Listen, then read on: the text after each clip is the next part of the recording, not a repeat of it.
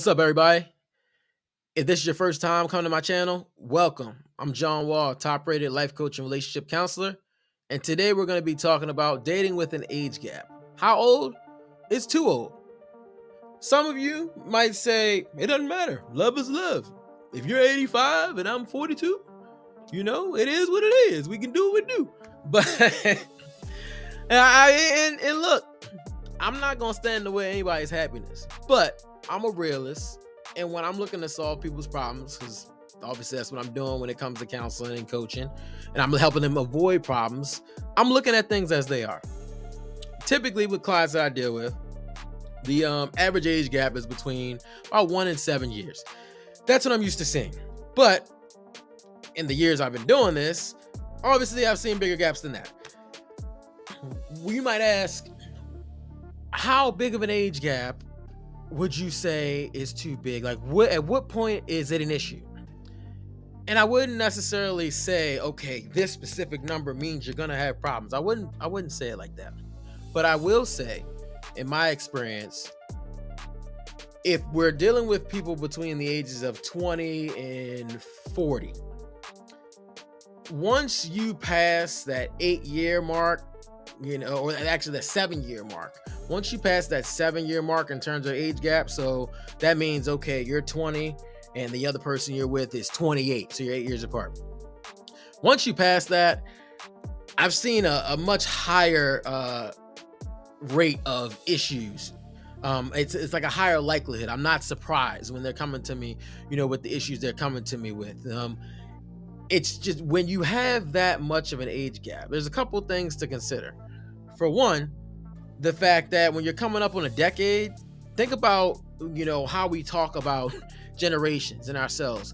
80s kids, 90s kids, the 2000s. These are decades, each one is a decade. So if you're a decade apart from somebody, certain things you're not going to relate to, on their side, and vice versa. Certain things they're not going to relate to on your side. So already you're creating a situation where you're going to have a disconnect. Now that doesn't have to be the end all be all, but these are things you have to keep in mind.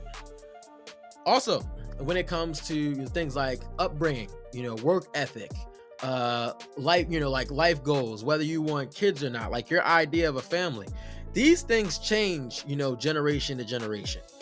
And you got to think about what we were doing in the 80s. If you just think, like, close your eyes and picture like the TV version. Think about what the 80s look like.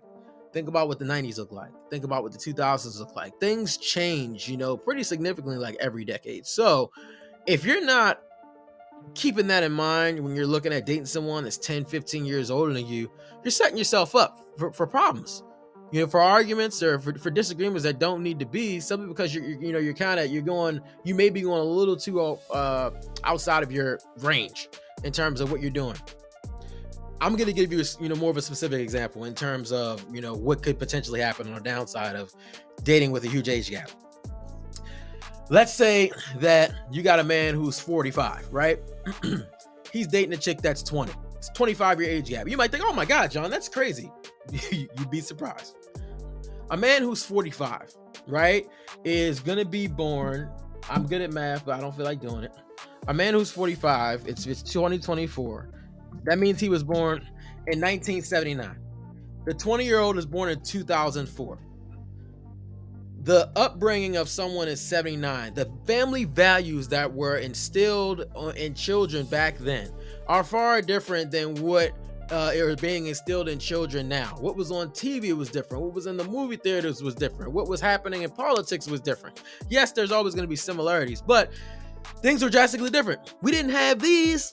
The internet wasn't, a big thing. Like, so many things changed. The news is, different in terms of what's prevalent in the news. So I say all that to say, when it comes to what that 45-year-old man is planning to do with the rest of his life, which is significantly shorter, by the way, it's, he's already 45. She's gonna outlive him by damn near 20 years. His path is likely to be far different, in some way, shape, or form than her path. If he hasn't already had kids, he's probably not gonna have them. She's 20 years old. She may say she wants kids, but she's only 20. She don't really know yet. And maybe she wants him now, but she changed her mind. Maybe she doesn't want him, and she changed her mind and says she does. And in situations like this, the concerning part is that you have someone who's really young, who's still figuring out their life, and someone who's so much far advanced in years that pretty much should already have their life figured out. It's like, what exactly is that person supposed to do with someone who's at the beginning of the race? Essentially, you're all the way, 5 miles down the race, and you're trying to grab somebody that's, damn near the starting line still. You know what I mean? They're on the first leg of the race, and you're like on leg number 5. What are you doing with that person? What are you doing with that person? Like, I mean, that's that now it's kind of like you're backtracking, and that can create a lot of headache, because a lot of things that 45-year-old man is going to be thinking in terms of like explaining his actions and how he may be moving in certain ways and what his goals may be. Yeah, the 20-year-old can be smart and intelligent. She can get a lot of that, but other parts of it just may not mesh, with what she has going on. She might not be able to give a good response when he says, hey, I want to do some traveling. What do you think about that? She might not even thought about that because she's 20, or your traveling might be, okay, you're about to retire. You're looking to retire in 10 years. She hasn't even picked her damn career yet, or he, because the guy could be 20 years old, and then the 45-year-old could be a chick.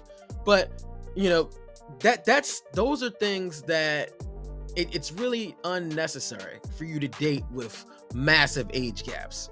So to sum it up, right? To sum it up, if you're gonna date with an age gap, keep it modest.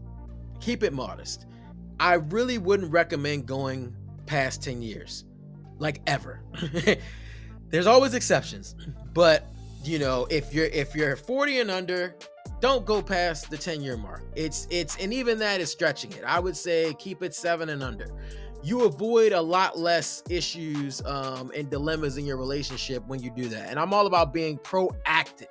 This has nothing to do with love and, oh my God, this person, we get along so well. You can get along with an 80-year-old woman and you can be 20. That doesn't mean you're going to freaking marry him. It's like, keep it real. Like, be realistic. Be realistic. And that's why I encourage my clients to do. Be realistic. Because if you're not real with yourself, how you going to be real with the other person? How you going to be real with me if I'm the one looking to coach you? You got to be honest with yourself so you can be honest with the person you're with. You can be honest with me if I'm coaching you.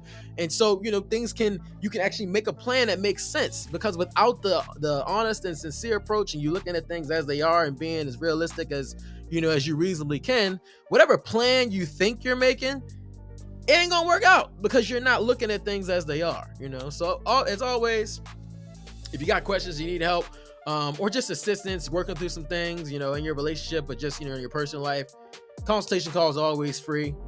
You hit my website in the bottom in the description, and you can go ahead and fill out your info, and I'd be more than happy to help you out. Thanks for tuning in. See you next time.